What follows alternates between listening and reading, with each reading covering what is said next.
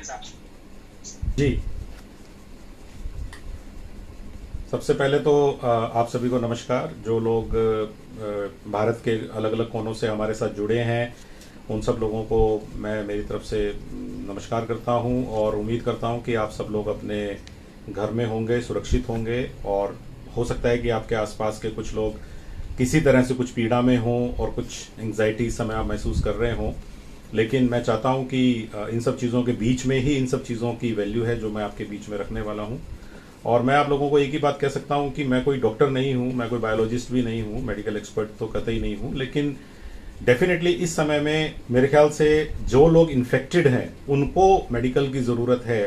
लेकिन जो maximum population infected नहीं है, लेकिन जो मैटर करती है उन इन्फेक्टेड लोगों की लाइफ को सही करने में, वो ज़्यादा इन्फेक्टेड नज़र आ रहे हैं इस समय नेगेटिविटी से। बहुत ज़्यादा पेसिमिज्म से वो लोग मुझे जो है इन्फेक्टेड नज़र आते हैं। और एक प्रयास हम लोग कर रहे हैं इन वेबिनार्स के माध्यम से। इसके लिए मैं गंगा सिंह यूनिवर्सिटी बीकानेर को मेरी तरफ से बहुत बहुत धन्यवाद करता हूँ। वीसी सर का, प्रोफेसर सिंह का मैं बहुत बहुत धन्यवाद करता हूँ, श्री माली जी का।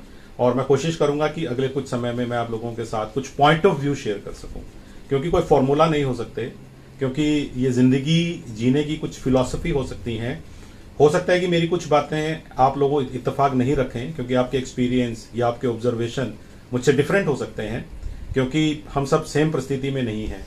इन दिनों में एक लाइन बहुत ज़्यादा बोली जा रही है और शायद वो काफ़ी सही भी है, और वो ये है कि हम सब लोग इस समय एक ही तरह के तूफान से गुजर रहे हैं, लेकिन हम सब लोगों की उस तूफान से निकलने की जो बोट्स हैं, जो नौकाएं हैं, वो अलग अलग हैं। और मुझे ये सबसे अपीलिंग स्टेटमेंट लगती है, मुझे सबसे अच्छा स्टेटमेंट लगता है, क्योंकि ये बिल्कुल सही सिचुएशन है कि हम सब लोगों को एक ही तरह के तूफान, यानी कि कोरोना इन्फेक्शन, वो भी सेकेंड वेव ने घेरा हुआ है। और इससे निकलने के लिए हमारे रिसोर्सेज अलग अलग हैं। किसी की नाव बहुत बड़ी है, नाव नहीं है बल्कि पूरा जहाज है उनके पास। कुछ लोग हैं जिनके पास बहुत छोटी सी नाव है, जिसमें वो एक अकेले जा सकते हैं, लेकिन पूरी फैमिली को उस नाव पे बिठा के वो पार लगने की कोशिश कर रहे हैं। तो मैं एक बात कहा करता हूँ कि यहाँ पे हम लोग सुरक्षित इस तूफान से निकल जाएंगे, ये इस बात पे ज़्यादा डिपेंड नहीं करता कि हमारी बोट का साइज़ क्या है। ये इस चीज़ पे डिपेंड करता है कि हम हमारी बोट को सेलिंग कैसे कराते हैं, यानी कि नाव खेने के तरीके पे बहुत कुछ डिपेंड करेगा। और मुझे लगता है कि अगर एक बड़े जहाज वाला भी अपनी सेलिंग को ठीक से नहीं रखेगा, तो जैसे सेवेज में वो बड़ा जहाज फंस गया था, ऐसा हाल हो सकता है। इसीलिए हम सब लोग अपने बड़े बड़े संसाधनों का अगर सही प्रकार से इस्तेमाल नहीं करेंगे, तो हम लोगों को उसी प्रकार की तकलीफ आ सकती है। लेकिन अगर हम ध्यान से कुछ विवेक रखेंगे, कुछ संयम रखेंगे, और सबसे बड़ी चीज़ जो हम बार बार एक वर्ड बोल रहे हैं, positivity, motivation, pessimism, sorry optimism, अगर हम इसको समझेंगे तो मुझे पूरा विश्वास है कि इससे बहुत कुछ चीज़ें की जा सकती है। मैं कोई किताबी थ्योरी पे बात नहीं करूंगा, थ्योरीज बहुत सारी हैं। थ्योरीज आप सब लोग एकेडमिशियंस हैं, बहुत सारे प्रोफेसर्स हैं, लेक्चरर्स हैं, स्टूडेंट्स हैं, जो बहुत सारी चीज़ें इंटरनेट से पढ़ते रहते हैं। आप सर्च करेंगे, एक एक शब्द पे 10-10 लाख वेबसाइट्स खुल जाते हैं। तो इसीलिए उन सब बातों को करने का यहाँ कोई अर्थ नहीं है। बात वो करने का अर्थ है जो आप और मैं इस समय महसूस कर रहे हैं। और आप और मैं इस समय महसूस कर रहे हैं कि देश में, पूरे देश में एक तरह से हमारे यहाँ एक समय एक मैं वर्ड यूज़ करूँगा कि हाहाकार मचा हुआ है। और उस हाहाकार मचे हुए में कुछ लोग इन्फेक्टेड हैं। हमारे यहाँ हर रोज़ पॉजिटिव केसेस की संख्या बढ़ रही है, और पॉजिटिव केसेस में भी एक्यूट ट्रीटमेंट की नीड वाले केसेस की संख्या बहुत ज़्यादा बढ़ गई है। कल अप्रैल खत्म हुआ, लेकिन शायद ऐसा अप्रैल कभी आया नहीं। अप्रैल 2021 बहुत बुरी स्थिति पैदा करके गया, और मई 2021 के प्रति बहुत सारी आशंकाएं हमारे दिमाग में डाल गया है कि क्या मई 21 अप्रैल 21 से भी बुरा होने वाला है। मुझे याद है कि जब हम लोग जनवरी 21 में घुस रहे थे, 1 जनवरी 21, माहौल में काफ़ी ऑप्टिमिज्म था, माहौल काफ़ी खुशनुमा था, हम लोगों को बहुत आशाएं थी, हम बहुत होपफुल थे। और हम लोगों ने 2021 का स्वागत ऐसे किया था कि जैसे हम लोग कोरोना को 2020 में छोड़ के आगे बढ़ रहे हैं। लेकिन एक्चुअल में कुछ गलतियां हमसे हुई हैं, हमें मानना पड़ेगा कि हमसे कुछ गलतियां हुई हैं। और अभी श्रीमाली जी बता रहे थे वैक्सीन 50 के बारे में, तो मैं आप लोगों से सिर्फ इतना ही आग्रह कर सकता हूं कि मैंने भी कोरोना के वॉर रूम में बैठते हुए, या लोगों से बातचीत के आधार पर, या अपनी आज तक की जानकारियों के आधार पर कुछ चीज़ें तैयार की, कुछ फिलॉसफी देखी, और उनको हमारी ही कहानियां जो बहुत समय से पॉपुलर हैं, कहानियां नई कभी नहीं होती, कहानियां चलती रहती हैं सिस्टम में, हिस्टोरिकल हो या कहीं से भी कहानी निकल के आए, कहानियां वही रहती हैं। केवल उनको नए कंटेक्स्ट में, नए रेफरेंस में जोड़ना पड़ता है लोगों तक अपनी बात को पहुंचाने के लिए। और मुझे लगता है कि कहानियां एक बहुत अच्छा माध्यम है लोगों को अपनी बात को समझाने का। किसी भी लेक्चर के एंड में, किसी भी सेशन के एंड में लोगों को वो बात उस कहानी के कारण याद रह जाती है। इसीलिए जब बहुत सारे उपदेश होते हैं, बहुत सारे वेबिनार्स होते हैं, तो बहुत सारे लोग कहानियों के थ्रू इन चीज़ों को पुटअप करते हैं। और मेरा प्रयास भी आज यही रहेगा कि मैं आप लोगों को बहुत ही ज़्यादा इंटरेस्टिंग तरीके से कुछ ऐसी बातें बताऊं जो इस समय कहानी से ज़्यादा सच्चाई हो गई हैं। इस समय उन चीज़ों पर गौर करना हमारे लिए बहुत ज़रूरी है। और हम सब लोग जो इस समय इस वेबिनार से जुड़े हुए हैं, हम सब लोग समाज का वो हिस्सा हैं जो भारत जिस हिस्से की तरफ इस समय देख रहा है, हमारा देश इन सब बुद्धिजीवियों की तरफ, सभी इंटेलेक्चुअल्स की तरफ देख रहा है। और हम सब लोगों को लगता है कि हम तो अपने घरों में बंद हैं, प्रशासनिक लोग, पुलिस के लोग ही ये काम कर पाएंगे, हमारी इसमें भूमिका नहीं है। तो मैं यहाँ पर यह कहना चाहूँगा कि हम सब लोग कम्युनिकेटर्स भी हैं। हम लोगों के पास कम्युनिकेशन करने का, बात को आगे बढ़ाने का बहुत अच्छा तरीका है।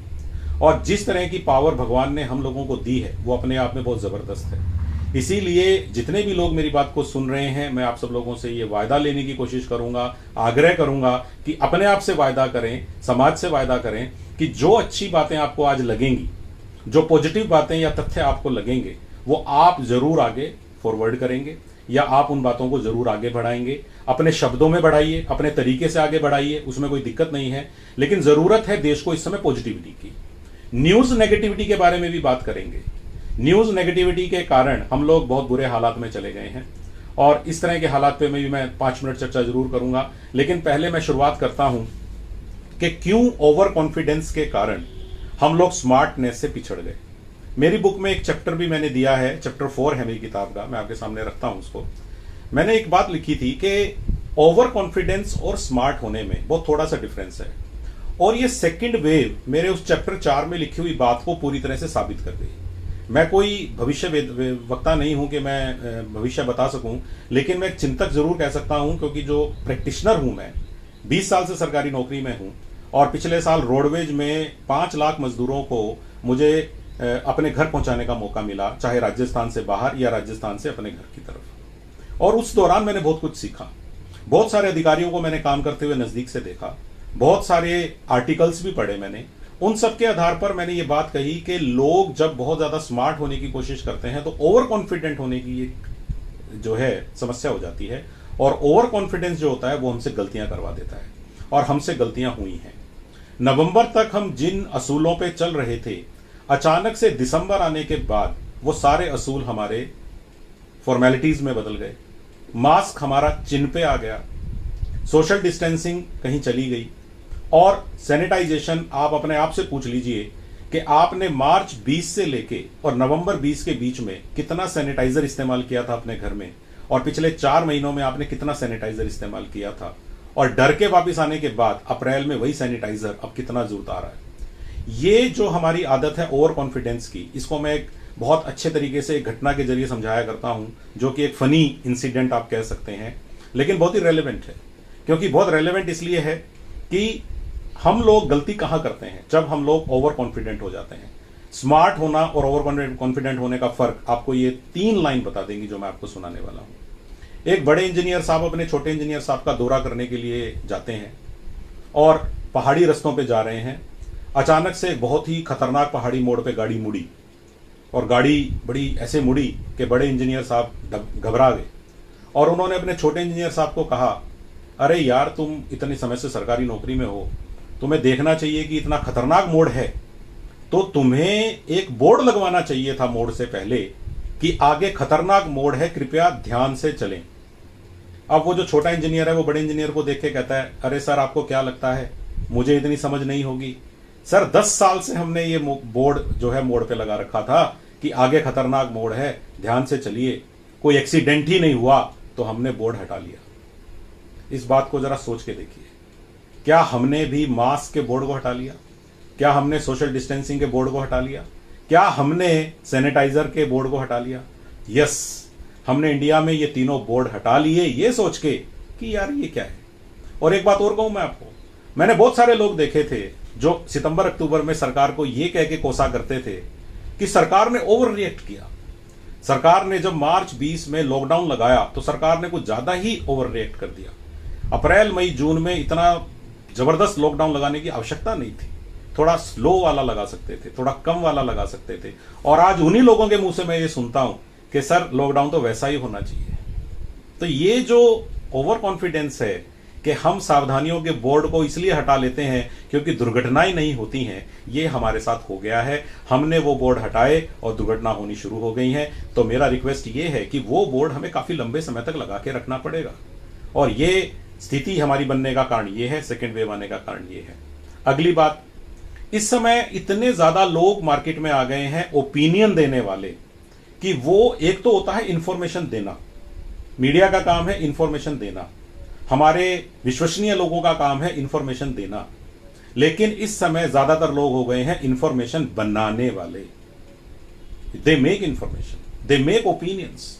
ओपिनियन बनाना, लोगों को एक पर्टिकुलर विचारधारा में विश्वास करने के लिए मजबूर कर देना, भले वो तथ्यात्मक नहीं हो, ये हमारे समाज में बहुत ज्यादा हुआ है और लगातार ये भी हो रहा है।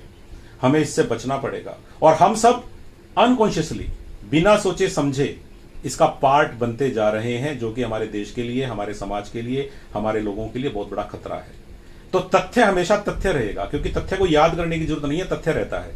लेकिन राय हम बनाते हैं, राय हम बनाते हैं जब हम किसी चीज के साथ इमोशनली जुड़ जाते हैं और उस चीज को सही साबित करने के लिए अपनी पूरी ताकत लगा देते हैं और जनता को अपनी पर्सनैलिटी का इस्तेमाल करते हुए ये मजबूर कर देते हैं मानने के लिए कि ये राय नहीं, ये तो तथ्य है, और लोगों को तथ्य से दूर ले जाते हैं।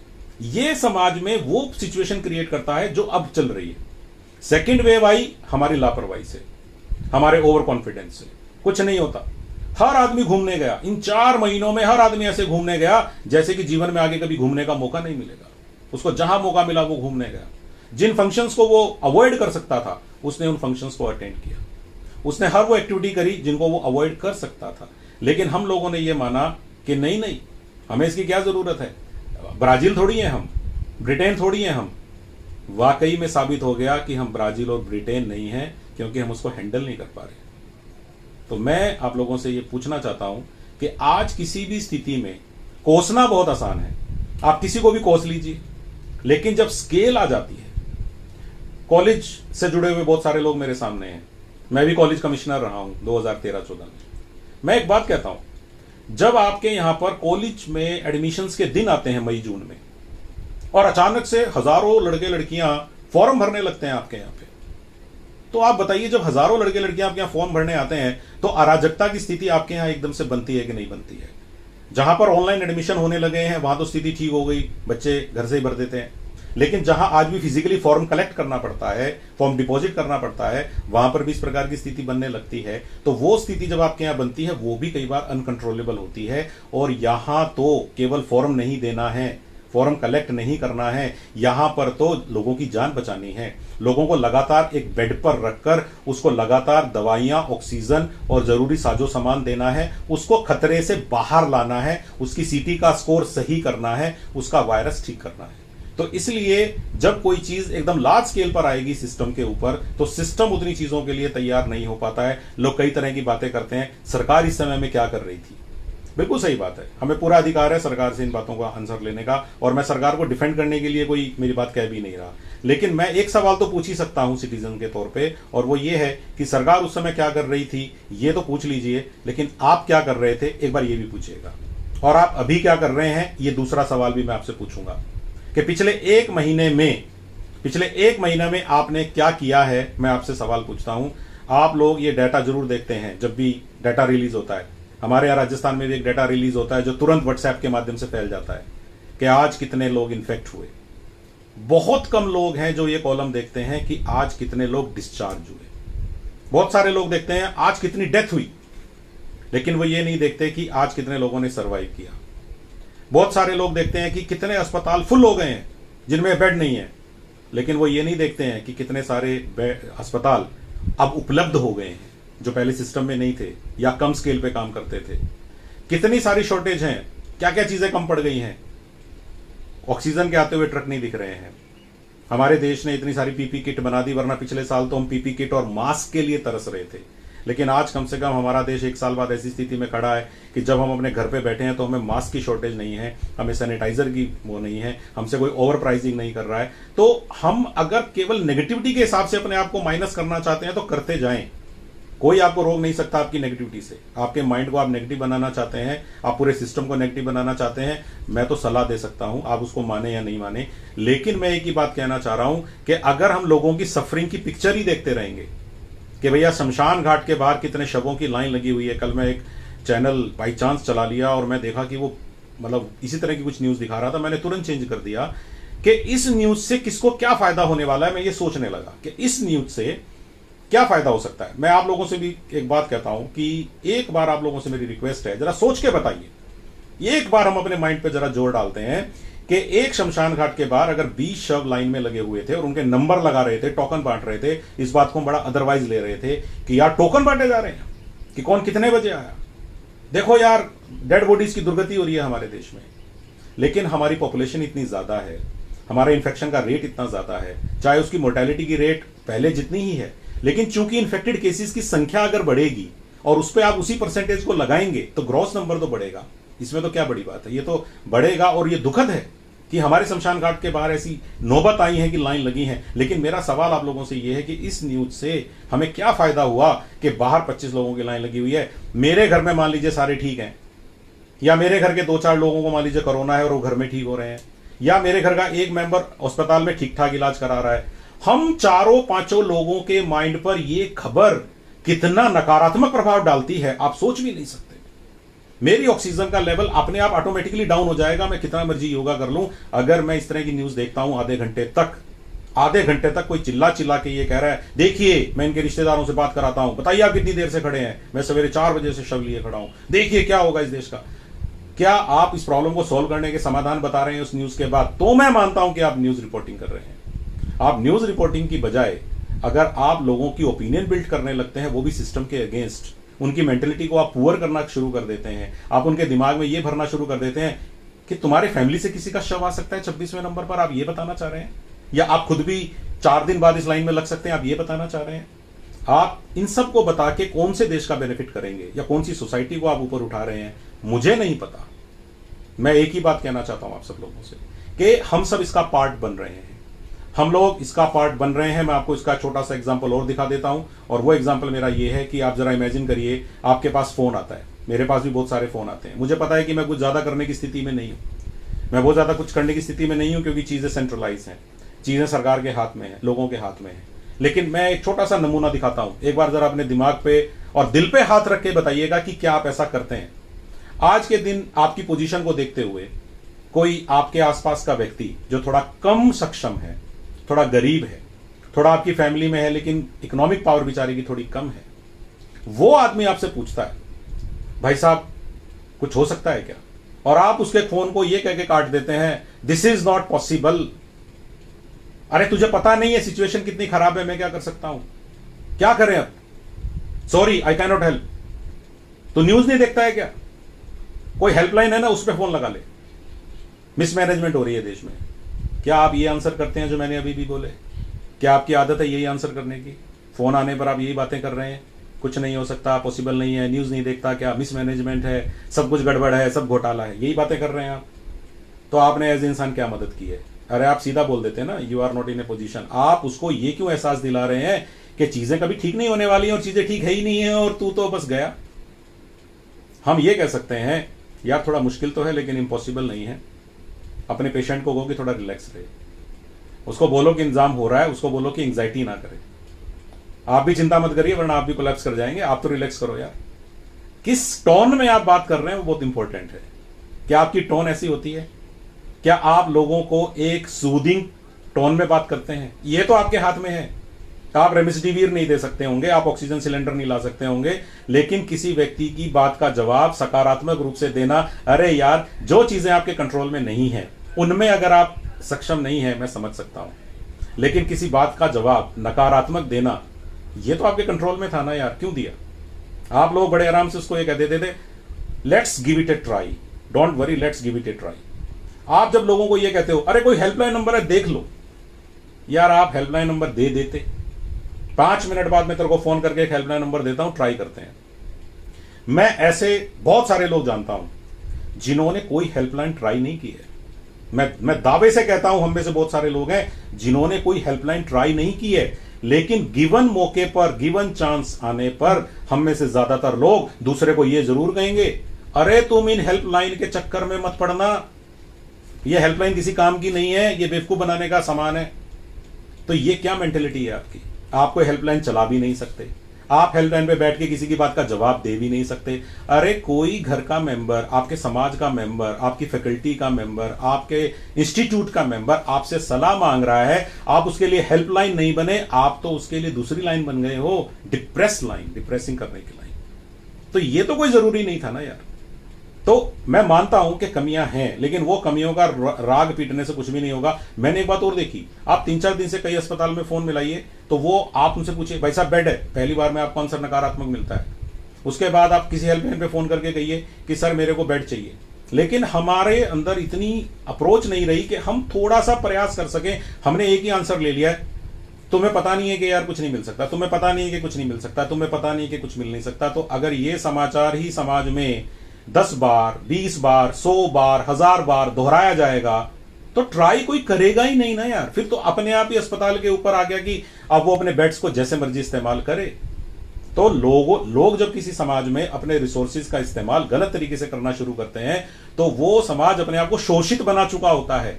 और अनफॉर्चुनेटली क्राइसिस सिचुएशन में इंटेलेक्चुअल्स सबसे पहले इस तरह से बिहेव करते हैं कि हमें ज्यादा पता है, तुम तो कम पढ़े लिखे हो, हम ज्यादा पढ़े लिखे हैं, हमने ज्यादा पढ़ा है, तो हम जानते हैं इस समय अस्पतालों में कुछ नहीं मिलेगा। तो भाई ऐसा नहीं है, चीजें ठीक भी हो रही हैं, लेकिन मैं एक सवाल ये कहना चाहता हूं कि हर चीज के लिए प्रशासन को कोसने से, हर चीज के लिए शॉर्टेज का रोना रोने से आप किसी की कोई मदद नहीं कर रहे हैं। फॉर गॉड सेक, अगर आप किसी को डिस्करेज, अगर आप किसी को एनकरेज नहीं कर सकते, प्रोत्साहित नहीं कर सकते, आपको कोई अधिकार नहीं है कि आप किसी को डिस्करेज करें। कृष्ण ने अर्जुन को प्रोत्साहित किया तो उसने महाभारत के युद्ध को जीतने में पांडवों की पूरी मदद कर दी। और शल्य ने कर्ण को हर तीर चलाने पे ताना दिया कि तेरे को तीर चलाना सिखाया किसने? तो वही कर्ण उसी अर्जुन के हाथ से मारा गया, क्योंकि दोनों के सारथी में फर्क था, दोनों को चलाने वाले आदमी में फर्क था, दोनों की हेल्पलाइन में फर्क था। तो हेल्पलाइन का रोल होता है होप क्रिएट करना। हेल्पलाइन का काम केवल हेल्प करना नहीं है, हम होप की हेल्पलाइन तो बन सकते हैं ना यार। हम ऑक्सीजन नहीं है तो क्या हुआ, लोगों को सलाह देके, सही सलाह देके या उनको फैक्ट बता के उनको हम लोग पॉजिटिव कर सकते हैं कि भैया लाइफ के प्रति पॉजिटिव रहो, तो ये पॉजिटिव कोरोना वायरस तुम्हारा कुछ नहीं बिगाड़ सकता। लेकिन हम सब लोग इस हाहाकार में शामिल हो गए हैं, हम सारे लोग इसका पार्ट बन गए हैं और हम सब लोग इसको एंजॉय करने लगे हैं। तो मैं अपनी बात को आगे बढ़ाते हुए ये बात और कहूंगा कि इससे बचने के तरीके, कि जब हमारे पूरे समाज में सेंसेशनल और डिजास्टर रिपोर्टिंग हो रही है, इसको कहते हैं सेंसेशनल एंड डिजास्टर रिपोर्टिंग। और इसमें एक बात और है, आप इससे डायरेक्टली भी इन्फेक्ट हो रहे हैं, इनडायरेक्टली भी इन्फेक्ट हो रहे हैं। आपके अंदर एंग्जाइटी पैदा होती है, आपका नर्वस सिस्टम, आप बायोलॉजी वालों से बात करिए वो कहेंगे कि नर्वस सिस्टम पे इसका असर आता है। आपके शरीर में स्ट्रेस वाले जो कॉर्टिसोल और दूसरे जो हार्मोन्स हैं वो रिलीज होना शुरू हो जाते हैं। अगर आपके शरीर में एंग्जाइटी पैदा होगी, नर्वस सिस्टम अफेक्ट होना शुरू होगा, वो फाइनली आपको ये याद आ रहा है कि शमशान घाट के बाहर लाइन लगी हुई है, किसी ने कहा कि ऑक्सीजन खत्म हो चुकी है, तो आप एक अच्छे खासे नॉर्मल SpO2 लेवल वाले इंसान हैं जिसका ऑक्सीजन सैचुरेशन भगवान ने हमेशा से ठीक बनाया था, तो आप भी फेंट करने लगते हैं। और थोड़ा सा फेंट होते ही आपकी स्थिति बिगड़ने लगती है, क्योंकि आपको शॉर्टेज याद आ जाती है। शॉर्टेज याद हो जाने पर आपकी फैमिली आपके लिए चिंता करना शुरू कर देती है। फिर आधी अधूरी नॉलेज के साथ हम अपने हाथों में ऑक्सी पल्स मीटर ले लेते हैं और हिलाती हुई उंगलियों के साथ कहते हैं 90 आ गई। उसके बाद आपके घर वाले कहते हैं चलो भागो, फिर आप अस्पताल का पता करने लग जाते हैं। फिर आपको पता लगता है कि अस्पतालों में तो बेड नहीं था तो मुझे भी नहीं मिलेगा। फिर आपका दिमाग और खराब होने लगता है एम्बुलेंस में या अपने घर की कार में कि मैं जब तक वहां पहुंचूंगा तो मेरी स्थिति और खराब हो जाएगी। यानी कि हम तो अपनी डेस्टिनी पहले से ही तय करके बैठे हुए हैं कि 3 दिन बाद आपको जो है किसी न किसी अभाव की वजह से या इवन एक वेंटिलेटर बेड पर भी आप दम तोड़ने वाले हैं, क्योंकि हमने ऐसी नीति सोच ली, हमने ऐसा अपना अंजाम अपने दिमाग में सोच लिया। और इसके साथ ही जो लोग आपके सहारे आगे बढ़ रहे थे कि यार ये तो बहुत स्ट्रांग आदमी है, ये तो बहुत कैपेबल आदमी है, ये तो आदमी पॉजिटिव है, यानी कि विचारों से पॉजिटिव आदमी है, वो सब लोग हमारा अंजाम देखकर इतना ज्यादा डर जाते हैं जब समाज के एक सक्षम व्यक्ति को कोई नुकसान होता है। तो इसीलिए मजबूत लोगों की, इंटेलेक्चुअल लोगों की जिम्मेदारी बनती है कि हम सब लोग इस चीज का पार्ट क्यों बन रहे हैं। और मैं इतने सारे उदाहरण आपको दे सकता हूं कि आपको मैं छोटी सी बात और पूछता हूं, न्यूज से बचने का एक सिंपल तरीका। आपके घर में अगर कोई व्यक्ति लगातार न्यूज देख रहा है, प्लीज उसको समझाइए। मैंने कई लोगों को समझाया है। एक आईआईटी मुंबई में पढ़ने वाला लड़का है जो 1 साल से अपने घर पे है, और वो लड़का दिन में 8 घंटे न्यूज देखता है मिनिमम। और उसके घर वाले मुझे कितनी बार कह चुके हैं और मैं उसको बहुत समझाता हूँ, काफी असर पड़ा है उसके ऊपर मेरा। मैंने कहा भैया इस समय में तू सोशल मीडिया पे कुछ अपनी हॉबी को आगे बढ़ा ले, अपनी हैबिट्स को ठीक कर ले, थोड़ा सा तू लोगों को ही कुछ बता दे, तू आईआईटी में पढ़ता है। इसके अलावा तू किसी अच्छे इंस्पायरिंग पर्सनैलिटी के वीडियोस देख ले, आगे तेरे काम आ जाएंगे। कुछ अच्छा मटेरियल पढ़ ले, तेरी पढ़ाई से रिलेटेड नहीं तो तेरे इंटरेस्ट से रिलेटेड पढ़ ले, लेकिन कुछ ऐसा पढ़ ले। 8 घंटे न्यूज पढ़ के घर वालों को बता रहा है, अरे आपको पता है वहां उस प्रदेश में ऐसा हो गया, आपको पता है फलाने देश में भी ऐसा होना शुरू हो गया। यहां पर मेरी अगली सीख आ जाती है, जो मैंने मेरी किताब में भी एक चैप्टर दिया है। थोथा ज्ञान कई बार बहुत नुकसान पहुंचा देता है, और अकेली जानकारी काफी नहीं है, रेलेवेंट जानकारी इंपॉर्टेंट है। जानकारी वही रेलेवेंट, वही काम की है जो आपके लिए काम की है। आपको पेरू देश में होने वाली समस्याओं से फिलहाल कोई मतलब नहीं होना चाहिए, लेकिन हम लोगों को मतलब है कि भाई आंध्र प्रदेश की ऑक्सीजन लेवल क्या चल रही है, रेमडेसिविर पश्चिम बंगाल में पहुंची कि नहीं पहुंची। तो अगर हम लोग ज्यादा न्यूज देखते हैं तो ये हो जाता है ओवर कंजम्पशन ऑफ न्यूज। और आप जानते ही हैं कि शरीर का एक नेचर है, ओवर कंजम्पशन तो ये कर ही नहीं सकता, बदहजमी होती है इसको, और दिमाग को भी बदहजमी होती है, और हमारे विचारों और इमोशंस को भी बदहजमी होती है। और मेरे ख्याल से विचारों की बदहजमी बहुत खतरनाक है, वो हमारे अंदर के अच्छे सेल्स को खत्म करने का काम बहुत तेजी से करती है। और जब समाज में एक वायरस फैला हुआ होता है, सोसाइटी में, एनवायरनमेंट में, तो इस समय में ये चीज हमारे लिए और भी खतरनाक साबित होने लगती है। तो मेरी आप लोगों से रिक्वेस्ट है कि अपनी न्यूज देखने के टाइम को लिमिट करें। एक मैं आपको उदाहरण देना चाहता हूं, कई लोग ऐसे होते हैं जो पूरा दिन मैच नहीं देखते 8 घंटे का, पूरा 2020 भी नहीं देखते वो 4 घंटे का। वो केवल क्या करते हैं, भाई बैटिंग किसकी पहले आई है, 10 ओवर के बाद क्या स्कोर हुआ है, 20 ओवर के बाद क्या स्कोर हुआ है, अगली टीम को कितना स्कोर बनाना है, अगली टीम ने 10 ओवर के बाद कितना स्कोर बनाया है, और अगर मैच इंटरेस्टिंग होता दिखता है तो 15वें ओवर के बाद देखना शुरू करते हैं। मैं समझता हूं कि ये थ्योरी बहुत अच्छी है, ये थ्योरी में से ज्यादा लोग फॉलो करते हैं। ये मैनेजमेंट की थ्योरी है कि भैया आप एक्सेप्शन यानी कि बहुत ही अपवाद स्वरूप चीजें करें। तो यहां पर हम लोग अगर इस चीज को फॉलो कर लें कि भैया अगर आपको न्यूज देखने का शौक ही है, अगर आपको स्कोर लेने की आदत पड़ गई है, तो आप अपने आप को इतना नेगेटिव मत करिए कि उसी न्यूज को लोग 4 चैनल पे अलग अलग देखते हैं कि भैया इस न्यूज को जो अभी अभी ये स्टाफ की लड़ाई हुई है, या अभी अभी ये अस्पताल में दुर्घटना हो गई है, इसको इसने कैसे कवर किया है, हमारे वाले ने कैसे कवर किया है, इंग्लिश वाले ने कैसे कवर किया है। इससे पता लग रहा है कि हम लोग इस समय न्यूज एडिक्ट हो गए। और एक बात बताइए, कोई भी दुकानदार हो, कोई भी दुकानदार, कोई भी फैक्ट्री वाला हो, वो तो यही चाहेगा ना कि लोगों को उसके प्रोडक्ट की और सर्विस की एडिक्शन हो जाए। तो न्यूज चैनल क्यों पीछे रहेंगे यार, उन्होंने क्या कसूर किया है। सारी दुनिया का बिजनेस मॉडल उनका बिजनेस मॉडल है, उनको भी तो ऐड लेनी है, और ऐड मिलती है टीआरपी पे कि कितने लोगों ने आपका चैनल देखा। तो इसीलिए आपको एडिक्ट उनको बनाना पड़ेगा। और आपने देखा होगा पहली लाइन को इस तरह का कर दिया जाता है कि आपको मजबूर कर दिया जाता है कि आप क्लिक करें, और क्लिक करके उस पूरी न्यूज को पढ़ें, या वो 3 मिनट का वीडियो आप देखें और तीसरे मिनट में आपको पता लगता है कि कुछ भी नहीं था।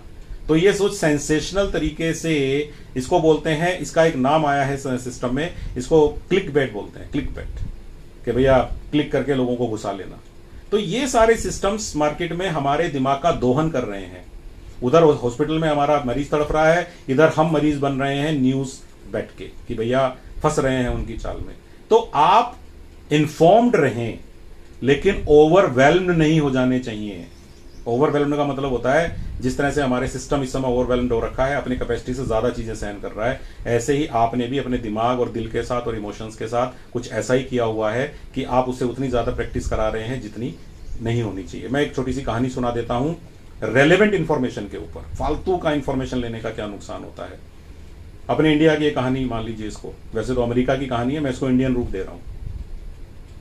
समोसे बेचने वाला एक आदमी है, और समोसे बेचने वाले अच्छा पैसा कमाते हैं, अगर उनके समोसे पूरा शहर खाता हो। बहुत अच्छे समोसे बेचता था, धंधा बहुत अच्छा चल रहा था, इतना अच्छा चल रहा था कि उसका बेटा MBA कर रहा था अच्छे इंस्टीट्यूट से। और उस आदमी ने देखा कि मेरे समोसों की डिमांड बहुत बढ़ गई है। उसने तय किया कि मैं अपना बिजनेस आगे बढ़ाऊंगा, और उसने कहा कि अब आगे से मैं पकोड़े भी बनाऊंगा और गुलाब जामुन भी बनाऊंगा। और उसने उसके हिसाब से अपनी रेडी के साइज को बड़ा कर दिया, अच्छे एडवर्टाइजमेंट के बोर्ड लगवाने शुरू कर दिए। और उसने अपने सप्लायर्स को कहा कि भैया मैं माल ज़्यादा बनाया करूंगा, मेरी डिमांड हो गई है तो मेरे को माल भी ज़्यादा दो, कच्चा माल ज़्यादा दो, मैं ज़्यादा माल बनाऊंगा, तेल ज़्यादा लूंगा तुमसे। और वो पूरी तैयारी करके बैठ गया। इतने में उसका बेटा छुट्टियों में आया, दुकान पे आ गया। पापा बिजनेस कैसा चल रहा है समोसे का? अरे बेटा बहुत बढ़िया, 1000 समोसे बेचता हूँ दिन के। पापा और बताओ? बेटा मैं सोच रहा हूँ कि अब पकोड़े, गुलाब जामुन और ये सब भी बनाने शुरू कर दूँ, काफ़ी डिमांड है अपनी चीज़ों की। तो उसका बेटा कहता है, अरे पापा आप अखबार नहीं पढ़ते, इकोनॉमिक टाइम्स नहीं पढ़ते, आप आवाज CNBC चैनल नहीं देखते? उसने कहा क्यों बेटा? अरे पापा मार्केट में रिसेशन आने वाला है, वहां उस देश की इकोनॉमी चौपट हो गई है, फॉरेन रिजर्व्स का स्टॉक खत्म होता जा रहा है, बेरोजगारी का इंडेक्स बढ़ गया है, शेयर मार्केट फ्लैट हो गई है। अच्छा बेटा, मैं तो अनपढ़ आदमी हूं, चैनल वैनल क्या देखूंगा और अखबार पढ़ने का टाइम नहीं मिलता। तो पापा मैं बता रहा हूं ना आपको। तो बेटा, अरे पापा ये बिजनेस आगे बढ़ाने का टाइम नहीं है, देश में रिसेशन आ रहा है, इकोनॉमी रिसेशन में जा रही है। उसने कहा अच्छा, मेरा बेटा लाखों रुपए देके MBA कर रहा है तो झूठ थोड़ी बोल रहा होगा। उसने तुरंत फोन किया अपने सप्लायर्स को, भैया वो एक्स्ट्रा सप्लाई नहीं चाहिए, मुझे वो एक्स्ट्रा सामान नहीं चाहिए, और वो एडवर्टाइजमेंट बोर्ड वाले को भी कह देना कि बोर्ड नहीं लगाएगा। और उसने अपने 1000 समोसे भी घटा के 800 500 करने शुरू कर दिए। वो जो इंटरेस्ट लेके अपने समोसे बेचा करता था, लोगों को जा जाके कहता था भाई साहब आइए गर्मा गर्म समोसे, उसने वो कहना भी छोड़ दिया, उसने इंटरेस्ट लेना छोड़ दिया। और थोड़े दिन बाद उसके समोसों की डिमांड गिर गई, उसका काम धंधा बंद हो गया। और उसने अपने बेटे को फोन किया उसके इंस्टीट्यूट में और कहा, बेटा तेरा इंस्टीट्यूट बहुत अच्छा है, उन्होंने सही कहा था, रिसेशन आ गया, देखो मेरा काम भी बंद हो गया। अब जरा इमेजिन करिए कि यहां पर रिसेशन आया था या उस इररेलेवेंट इंफॉर्मेशन ने रिसेशन ला दिया। और ऐसा हमारे जीवन के साथ भी हो रहा है। जो इंफॉर्मेशन मुझसे रिलेटेड नहीं है, जिस इंफॉर्मेशन की फिलहाल मुझे कोई जरूरत नहीं है, मैं उस इंफॉर्मेशन को इतना सीरियसली ले लेता हूं कि मैं मेरे काम करने की पूरी पद्धति को चेंज कर देता हूं और फिर रिसेशन में खुद ले आता हूं। और ऐसा ही हम कर रहे हैं अपने परिवार के साथ, अपने साथ, अपने शरीर के साथ, अपने मन के साथ। अगर आप थोड़ी देर ये सोचना शुरू कर देना मेरा दम घुट रहा है, अगर आप थोड़ी देर ये महसूस करना शुरू कर दिए कि मेरे अंदर कुछ मुझे गलत महसूस हो रहा है, मेरा गला खराब सा महसूस हो रहा है, मुझे ये है वो है, ये मन इतना जबरदस्त होता है कि ये मन के, तो आप देखिए कि लोग कैंसर तक की लड़ाई जीत गए और वरना आदमी फिसल के ही मर गया। तो ये जो मन की ताकत है, इसको हम लोगों ने झुठला दिया है। न्यूज के ओवरडोज ने हम लोगों की पूरी चीज पे पर्दा डाल दिया है। और हम लोग जब भी एक दूसरे को फोन करते हैं, पॉजिटिविटी की बातें नहीं करते। आप ईमानदारी से बात करिए मेरे से, पिछले 3 दिन में आपने जिस किसी से भी फोन पे बात की, ईमेल पे बात की, व्हाट्सएप पे बात की, ईमानदारी से मुझे बताइए आपने पॉजिटिव मैसेज कितने भेजे और आपने नेगेटिव मैसेज कितने भेजे। अगर उनका प्रोपोर्शन 50-50 है तो भी मैं मान लूंगा कि दुनिया में बैलेंस है। लेकिन अगर आपने 80% नेगेटिव मैसेज भेजे और 20% पॉजिटिव मैसेज भेजे, 80-20 आपने अगर रेशो को बिगाड़ा है, तो ये पूरे ग्लोब का रेशो आप बिगाड़ रहे हैं, पूरे एनवायरनमेंट को आप खराब कर रहे हैं। क्योंकि वो कमी कौन पूरी करेगा? आपने 80-20 किया, अगला 90-10 करेगा, कोई 95-5 करेगा। तो नेगेटिविटी ही नेगेटिविटी अगर फैलती जाएगी तो ये सब कंट्रोल कौन करने वाला है? कोई एक्सटर्नल कंट्रोलर तो बैठा नहीं है ऊपर कि भाई मैं कंट्रोल कर रहा हूं नेगेटिविटी को। अगर हम लोग 80% पॉजिटिविटी और 20% नेगेटिविटी की बात उल्टा कर दें कि भैया मैं प्रोनिंग करके, अब प्रोनिंग की टेक्निक अलग अलग वीडियो आ गए, किसी ने प्रोनिंग कैसे करके बता दी, किसी ने प्रोनिंग कैसे करके बता दी कि अपने पेट के बल उल्टा लेट के 3 तकिए लगा के अगर करी जाए तो ठीक होती है। लेकिन एक वीडियो केवल सही आया, साइंटिफिकली बना हुआ। अब क्वेश्चन ये है कि हम जब गलत वीडियो भेज देते हैं तो असली सही वाला वीडियो भेजने की हिम्मत नहीं करते। आपको मैं इंटरेस्टिंग बात और बताऊं, अच्छा वीडियो आने पर हम 10 वीडियो भेज देते हैं, लेकिन हम ये नहीं देखते कि ओवरडोज हो जाता है उस आदमी को। केवल आप वीडियो नहीं भेज रहे हैं, केवल आप अच्छे अच्छे आर्टिकल्स नहीं भेज रहे हैं, उसको 50 जगह से आर्टिकल आ रहे हैं। दिन में अगर हम किसी को भेजें तो भले 2 आर्टिकल या 2 वीडियो भेजें, लेकिन पूरी जांच करने के बाद भेजें। मैं देखता हूं साहब फलाने शहर में फलाना व्यक्ति खाना फ्री देगा, फलाने शहर में फलाने लोग ऑक्सीजन सिलेंडर का इंतजाम कर रहे हैं, मैं पहले वहां फोन लगाता हूं और अगर मेरे को लगता है कि सामने वाले फोन उठा रहे हैं, उनके पास कोई सामान है या उनके पास कोई दम है या उनके पास कोई बैकिंग है, तो मैं उस फोन को आगे बढ़ाऊंगा। अगर मैं यूं ही लोगों के सुने सुनाए नंबरों को आगे बढ़ा दूंगा तो इतने मल्टीपल हेल्पलाइन नंबर हो जाएंगे, इतने ज्यादा मल्टीपल हेल्पलाइन नंबर हो जाएंगे कि हम लोगों की मदद करने की बजाय दूसरी चीजों में आ जाएंगे। अरे यार, सही वाला नंबर तो मिल ही नहीं रहा। तो ये होती है प्रॉब्लम। तो इसीलिए ये जो फॉरवर्डिंग बिजनेस चल रहा है सोशल मीडिया पर, ये न्यूज चैनल से भी खतरनाक है। तो हमारी पॉजिटिविटी और नेगेटिविटी तो हमारे कर्मों में है, हमारे बिहेवियर में है, हमारे रिस्पॉन्स सिस्टम में है कि आप चीजों के प्रति रिस्पॉन्स कैसे कर रहे हैं। अगर आपका रिस्पॉन्स सिस्टम ये है कि मैं सेलेक्टिव चीजें भेजूंगा, चेक करने के बाद भेजूंगा, कम से कम भेजूंगा लेकिन सही भेजूंगा, तो हमारे यहां इंफॉर्मेशन अच्छी आती। लेकिन मुझे तो जल्दी है। और एक बात और मैं आपको बताऊं, मैं दावे से कहता हूं कि मेरी बात सुनने वाले, मैं 90% लोगों के बारे में ये क्लेम कर सकता हूं कि आधे वीडियो उन्होंने खुद नहीं देखे होते। First they send and sometimes they see also. आप अपने दिल पे हाथ रख के पूछ लीजिए मेरी बात को कि आर यू रियली सीरियस? क्या आपने वो वीडियो पहले खुद देखा है 15 मिनट का, या आपने केवल 1.5 मिनट का वीडियो देखा और टिका दिया अगले को ये दिखाने के लिए यार देख मैं तेरी मदद कर रहा हूं। किसी को इंफॉर्मेशन से भर देना, किसी के इनबॉक्स के अंदर वीडियो डाल देना, ये कोई मदद नहीं है। सेलेक्टिव चीज करना मदद है। मैं आपको एक बात और बताता हूं बड़ी इंपॉर्टेंट। आपको किसी ने कहा भाई साहब मेरी मदद कर दीजिए, आप उसको कहते हैं ठीक है डिटेल भेज दो। ये बहुत कॉमन हो रहा है, भाई साहब डिटेल भेज दो मैं देख लूंगा, भाई साहब आप तो आधार भेज दो, भाई साहब आप तो उसका पर्चा भेज दो। मैं इस मामले में थोड़ा अलग हूं आप लोगों से। मैं कहता हूं कि चलो यार मैं आपकी मदद करने की कोशिश करूंगा, लेकिन आपको एक मेहनत करनी पड़ेगी उस आदमी के लिए। बोलिए सर क्या मेहनत करनी है हमें उस आदमी के लिए? मैंने कहा एक ही मैसेज बनाओ। आप क्या कर रहे हो, आधार की कॉपियां 4 तरह से फोटो खींची हुई है, टेढ़ी मेढ़ी आगे पीछे, 4 तो आधार की है, ब्लर्ड भी है नॉन ब्लर्ड भी। पर्चे की फोटो 3 बार खींची हुई है, पर्चे में जो चीज इंपॉर्टेंट है वो छुपी हुई है, ब्लर्ड है फोटो। उसके बाद उस भाई साहब ने उसकी उम्र नहीं बताई, कभी सेक्स नहीं बताया कि वो जेंडर कौन सा है, कुछ नहीं बताया और करे जा रहा है भाई साहब। मैं उसको कहता हूं कि ये कोई नहीं पड़ेगा आज की डेट में, किसी के पास टाइम ही नहीं है 8 डॉक्यूमेंट में से सही डॉक्यूमेंट को देखने का। अगर आप वाकई में किसी की मदद करना चाहते हैं तो इतना तो कर लो यार कि एक व्हाट्सएप मैसेज पूरा तैयार कर लो, पेशेंट का नाम, उनकी उम्र, मेल फीमेल, उनका एड्रेस, कॉन्टैक्ट पर्सन का नाम और नंबर जो रियली उसको अटेंड कर रहा है, सबसे इंपॉर्टेंट, उनका ऑक्सीजन लेवल अगर आपको पता हो प्रीवियस क्या रहा है, उनकी अगर सीटी की रिपोर्ट है तो उसमें क्या स्कोर है उनका, 7 है 14 है 21 क्या जो भी स्कोर चल रहा है।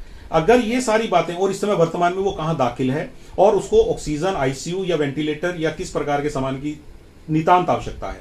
हम क्या करते हैं, भाई साहब उसको आईसीयू का बेड चाहिए, हो सकता है वेंटिलेटर की भी जरूरत पड़ जाए और रेमडेसिविर हो तो बहुत अच्छा है।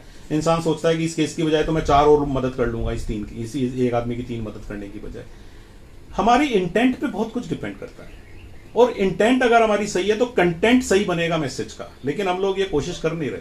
हम लोग तो सिंपली क्या कर रहे हैं, बहुत सिंपल सा, भाई साहब मुझे किसी ने 15 कागज भेज दिए एक आदमी के, मैं वो 15 कागज का ग्रुप बना के यार फॉरवर्ड कर रहा हूं और बहुत महान आदमी हूं, मैंने तो फॉरवर्ड का बटन दबाया आज व्हाट्सएप पे और मैं दिन से 50 फॉरवर्ड कर चुका हूं। कम ऑन यार, अगर आप उस पेशेंट की वाकई मदद करना चाहते हैं, अगर एक बात सोचिए, अगर आप वो डॉक्टर होते जिसको मैं मदद के लिए वो कागज भेजूंगा, उसके पॉइंट ऑफ व्यू से सोच के देखिए, आपके भेजे हुए 15 कागज में से वो ब्लड नॉन ब्लड को छांटेगा, फिर वो सारी इंफॉर्मेशन उसी से पिकअप करेगा। अगर हम किसी की मदद करना चाहते हैं तो पहले पूरे भारत में, पूरे राजस्थान में यार कम से कम ये मैसेज तो करो कि एक ढंग का मैसेज तैयार करो उस इंसान के लिए जिसकी तुम मदद करना चाहते हो, कि इसका नाम, इसके पिताजी का नाम, अटेंडेंट का नाम, ताकि उसकी पहचान हो सके कि ये व्यक्ति इस समय घर में है या किसी अस्पताल में है, इसको एक बड़ी जगह प्रमोशन चाहिए है या इसको वैसा ही कुछ चाहिए है, इसको एक्चुअल प्रॉब्लम किस चीज की आ रही है। और अगर ये असेस करके हम मैसेज करेंगे तो रियली मुझे लगता है कि हम चाहे मदद हम 4 लोगों की कर पाए, लेकिन हम सॉलिड मदद करने की स्थिति में आ सकते हैं। 40 बिना बात के इतने बंच के फॉरवर्ड करने से हम एक्चुअल में किसी की मदद नहीं कर पाएंगे। ये केवल सिस्टम्स को क्राउडेड कर रहा है, मुझे ऐसा लगता है। तो आप सब लोगों से मेरी यही कहना है कि क्या हम लोग ये चीजें शुरू कर सकते हैं? क्या हम दूसरे के अंदर पॉजिटिविटी क्रिएट कर सकते हैं? क्या हम दूसरे के अंदर संभावना जगा सकते हैं? आशंकाएं तो बहुत क्रिएट कर ली हमने, नेगेटिविटी तो बहुत क्रिएट कर ली हमने, निराशा तो बहुत क्रिएट कर ली हमने। क्या हम उनके अंदर आशाएं क्रिएट कर सकते हैं? तो मैं आपको यही कहना चाह रहा हूं कि अपने न्यूज व्यूइंग टाइम को कम कर दीजिए। घर में अलाउड मत करिए कि भैया मुझे तो फिल्म देखनी है मेरी फेवरेट, मुझे तो म्यूजिक सुनना है इस पे, वट एवर, मैं तो नहीं तुम्हें न्यूज सुनने दूंगा, तेरे को बीच बीच में देखना है तो देख लिया कर। दूसरा, एक चीज चेक करिए, न्यूज देखने से पहले आपका मूड कैसा था, और न्यूज देखने के बाद क्या आप अपने आप को शक्तिशाली महसूस कर रहे हैं, क्योंकि इंफॉर्मेशन इज पावर। तो being informed is being powerful. Are you feeling powerful और यू फीलिंग डिप्रेस्ड? अगर यार न्यूज देखने के बाद आपका मूड खराब हो रहा है, आपको ऐसा लग रहा है कि मेरे अंदर तो एंजाइटी आ रही है, अरे क्यों देखते हो यार? अपने आप को अपने ही कोस्ट पे सताने की क्या क्या जरूरत है?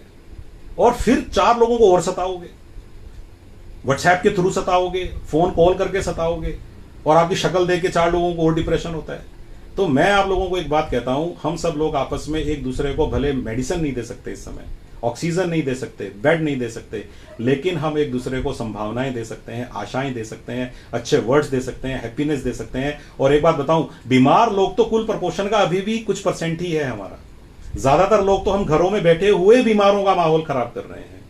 और अगर हम लोग ही हिम्मत तोड़ देंगे तो आगे का सिस्टम कैसे चलेगा? अगर कुछ और खराब स्थिति आई तो हम सब इस समय भगवान की दया से सुरक्षित और स्वस्थ लोगों की जिम्मेदारी है कि हम इस वातावरण को स्वस्थ रखें, खुद को भी मेंटली स्वस्थ रखें, साइकोलॉजिकली स्ट्रांग रखें, और पॉजिटिविटी का मैसेज स्ट्रांग करें कि कोई बात नहीं यार, चीजें ठीक हो जाएंगी, सब चीजें होती हैं, हमारा देश है, इसमें बहुत सारी चीजें सही हैं, ऐसी ऐसी चीजें सही हैं जो हमने तो सोची भी नहीं। और अभी तो हमारा वक्त आया है तो हम लोग एकदम से ऐसे हो गए हैं। हमें हर क्लिक पे काम करने की आदत हो गई ना, हमें हर चीज घर बैठे मिलने लग गई, हर चीज हमारे डोर स्टेप पे आने लग गई, हम इतने सक्षम हो गए। तो हमारी जो एक्चुअल में अंदर की जो सर्वाइवेबिलिटी थी, जो हमारी सहनशीलता थी, जो हमारी स्ट्रगल करने की पावर थी, संघर्षशीलता, वो चैलेंज्ड हो गई है। तो हमने अपने शरीर की इम्यूनिटी के साथ साथ हमारे विचारों की इम्यूनिटी को भी बहुत ज्यादा खराब कर लिया है। और मुझे लगता है कि अगर विचारों की इम्यूनिटी स्ट्रांग रहेगी तो उसका शरीर की इम्यूनिटी से बहुत बड़ा संबंध है। और इसके लिए बहुत सारे रिसर्च पक्का हुए होंगे, मैं इसमें मुझे कोई दो राय नहीं है, लेकिन उन सब रिसर्च को पढ़ने की बजाय इस बात पे विश्वास करिए कि अगर हम लोग पॉजिटिविटी नहीं फैला सकते तो कम से कम न्यूट्रल होके नेगेटिविटी तो नहीं फैलाएं। अगर हम किसी की मदद नहीं कर सकते तो उसको डिस्करेज तो नहीं करें। अस्पताल जाते हुए आदमी को रोकिए मत यार, अगर आप एम्बुलेंस नहीं बुला सकते तो जाते हुए को मत रोको। और सिस्टम में बहुत कुछ ठीक हो रहा है। कल पूरे भारत में 3 लाख से ज्यादा लोग सही होकर अपने घर चले गए। हमारे राजस्थान में 10,000 से ज्यादा लोग सही होकर अपने घर चले गए। हमें वो 5 केस याद आते रहेंगे जो हमने देखे हैं। मैं मानता हूं हमारे नियर डियर हमारे लिए ज्यादा इंपॉर्टेंट है, वो हमारे लिए संख्या नहीं है, बाकी दुनिया हमारे लिए संख्या है। 10,000 लोग, 5,000 लोग संख्या है, लेकिन मेरा अपना फूफा जी, मेरे अपने मौसा जी का लड़का, मेरा अपना भाई, मेरा अपने साला जी, मेरे अपने लोग, वो मुझे बहुत इंपॉर्टेंट लगते हैं, सबको लगते हैं, क्योंकि सबके लिए नंबर्स नहीं है। लेकिन हमारे अंदर ये सेंसिटिविटी होनी चाहिए कि हम लोगों को नंबर्स ना समझें। अगर हम किसी की मदद कर सकते हैं, किसी के लिए फोन कर सकते हैं, और हम वो चीजें रिजर्व कर रहे हैं खुद के लिए, यार इस चीज की मुझे बाद में जरूरत पड़ सकती है, मैं रहने देता हूं। मेरे घर में ऑक्सीजन कंसंट्रेटर रखा हुआ है, अभी मुझे जरूरत नहीं है, लेकिन परसों जरूरत पड़ गई तो मैं उनसे ले नहीं पाऊंगा, तो 2 दिन के लिए दे दो यार, 4 दिन के लिए दे दो यार। आपके घर में कोई सामान पड़ा हुआ है, पल्स ऑक्सीमीटर है, अब आप कहेंगे सर मुझे भी चेक करना है मेरा, कोई बात नहीं यार, पड़ोसी ने मांगा है उसको दे दीजिए, उससे इन्फेक्शन होके आ जाएगा, साफ सैनिटाइजर लगा लेना, उसको सैनिटाइज कर लेना। लेकिन हमें दुनिया बड़ी खराब लगने लगती है जब लोग हमें इनकार करना शुरू करते हैं। जब लोग हमें सड़क पे पड़ा छोड़ जाते हैं ना, तब हमें याद आता है कि मैंने कितने सड़कों पर पड़े हुए घायल छोड़े थे मेरी लाइफ में। तो ये बड़ा पिंच होता है उस समय, क्योंकि आपका किया हुआ कर्म तो रिटर्न आता है। तो जो गिद्ध इस समय हमारी मार्केट में बैठे हुए हैं, जो रेमडेसिविर को बेच रहे हैं, ऑक्सीजन की ब्लैक कर रहे हैं, या जो भी कर रहे हैं, ऐसे लोगों को देखने से आप अपने आप को ज़्यादा वो इरिटेट महसूस करिए, वो यहीं भुगतेंगे इन सारी चीज़ों को, और मुझे पूरा विश्वास है कि उनकी सद्बुद्धि वापस आएगी। तो ये जो कुछ बातें मैं कहना चाह रहा था नेगेटिविटी के बारे में, कि नेगेटिव न्यूज़ के बारे में आप लोग सावधान रहें, उस समय को अच्छे प्रोडक्टिव कामों पे लगाएं तो ज़्यादा अच्छा रहेगा। और आखिर में एक बात कहना चाहूँगा कि फेथ और होप से बढ़ के कुछ भी नहीं है, ये वर्क करता है। अगर आपके अंदर फेथ है तो पक्का आपको इससे फायदा होने वाला है। सभी के लिए फेयर रहिए, जिसकी जो मदद आप कर सकते हैं वो जरूर मदद करिए। और आखिर में ये कहानी और सुनाऊंगा जिससे आप लोगों को शायद मेरी बात और अच्छे से समझ में आ जाएगी। और ये बहुत इंपॉर्टेंट बात है कि एक बार एक फिल्म बनी, और उस फिल्म को, कोई शॉर्ट फिल्म थी 8 मिनट की, उसको इंटरनेशनल अवार्ड मिला। तो प्रोड्यूसर जो था, प्रोड्यूसर डायरेक्टर उस फिल्म का, उसने वो फिल्म जो है उसने कहा कि मैं मेरे शहर के लोगों को भी दिखाऊंगा। तो शहर के लोगों में बड़ा क्रेज था कि हमारे शहर के डायरेक्टर की फिल्म इंटरनेशनल अवार्ड जीत के आई है, 8 मिनट की फिल्म। तो उसने अपने शहर के सिनेमा घर में उस फिल्म को दिखवाया, लोग हजारों की संख्या में आ गए और पूरा थिएटर फुल हो गया और वो फिल्म चलाई गई जो 8 मिनट की फिल्म है। उस फिल्म में दिखाते हैं कि एक छत दिखाई उन्होंने, जो हमारे कमरे की छत होती है, सीलिंग, और वो सीलिंग दिखाए जा रहे हैं 3 मिनट हो गए।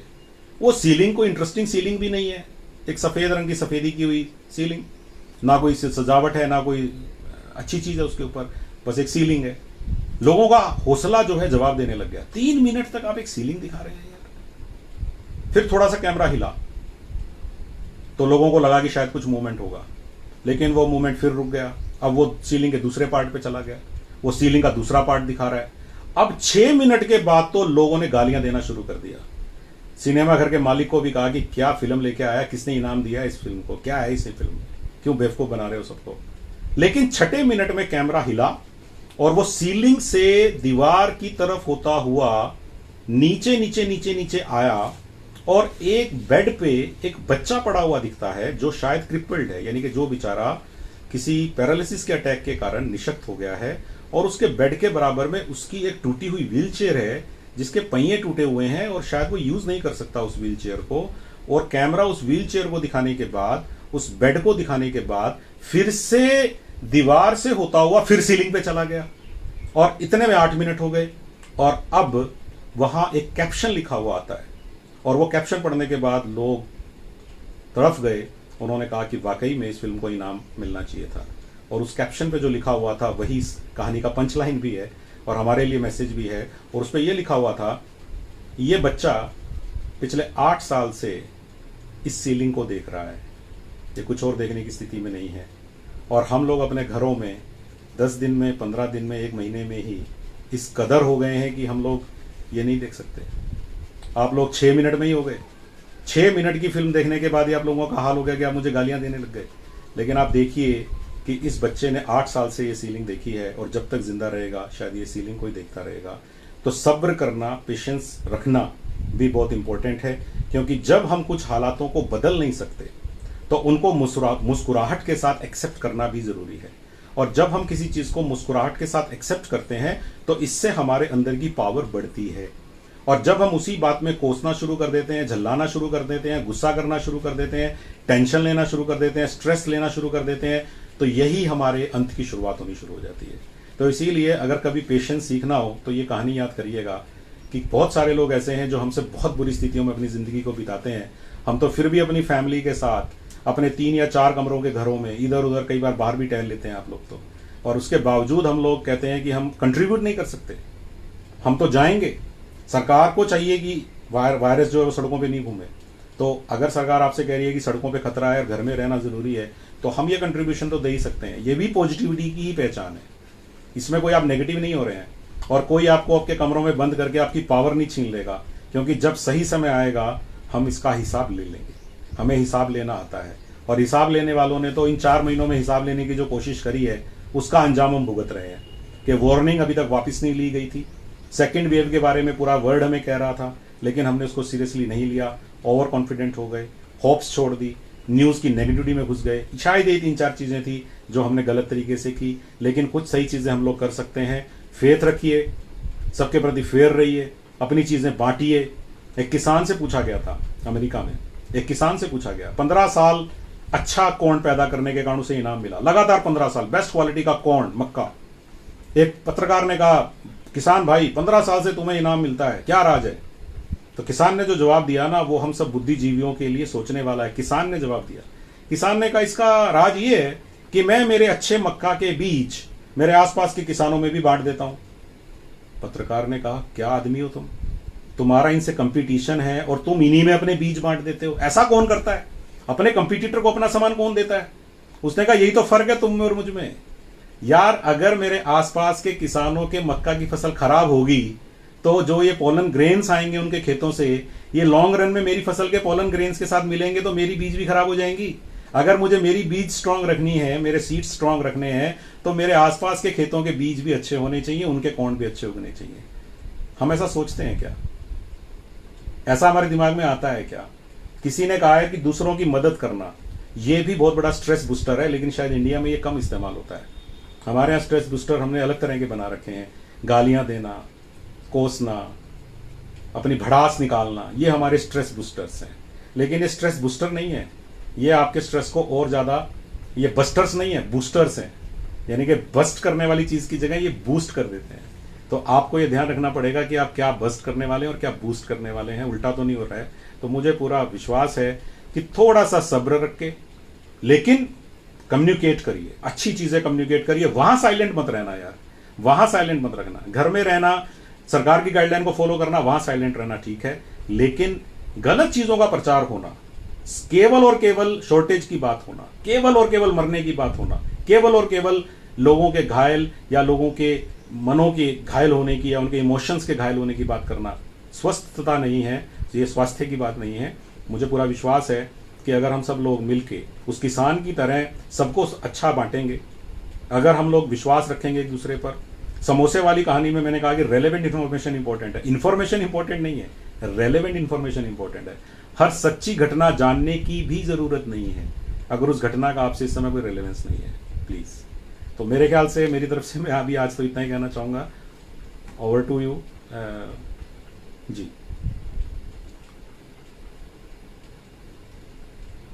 बहुत बहुत धन्यवाद सर जी।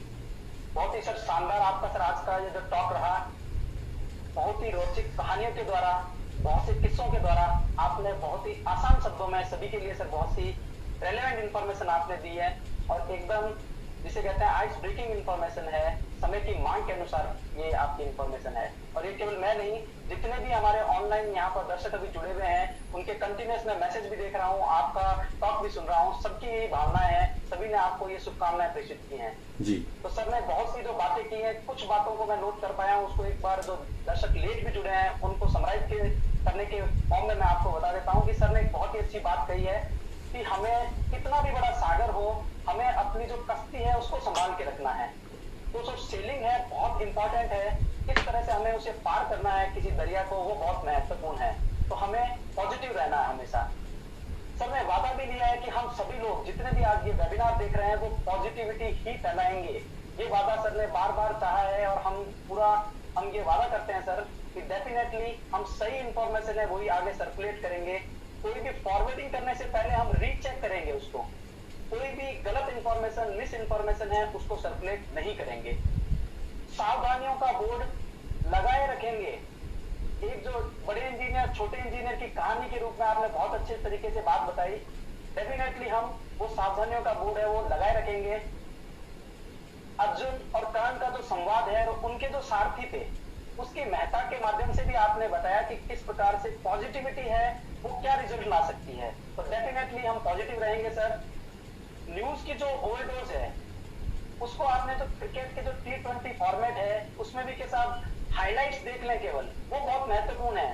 दिन भर न्यूज से जुड़े नहीं रहे, तो ये भी हम एकदम बहुत ही ग्राह्य बात है, हम उसको आत्मसात करेंगे कि डेफिनेटली नेगेटिविटी को बार बार नहीं देखेंगे कि वो नेगेटिविटी और आगे नेगेटिविटी को ही इंट्रोड्यूस करेगी। तो न्यूज चैनल्स हैं उनको लिमिटेड एकदम उसी को देखना है, रीचेक इंफॉर्मेशन को करना है सोशल मीडिया पर भेजने से पहले। बहुत महत्वपूर्ण बात, सभी को अच्छी संभावनाएं देना है, उनको प्यार से बात करनी है, सबको आशाएं देनी है। ये बेसिक्स है जो हम शायद छोटे स्कूल्स में हम पढ़ते हैं, लेकिन वास्तव में ये आज हमें वापस अनलर्न करने के दौर से हम गुजर चुके हैं, वापस रीलर्न करना होगा हमें इन चीजों को। वास्तव में हमें इन अच्छी संभावनाओं को लोगों को आगे बांटना ही होगा। फेथ और फेयर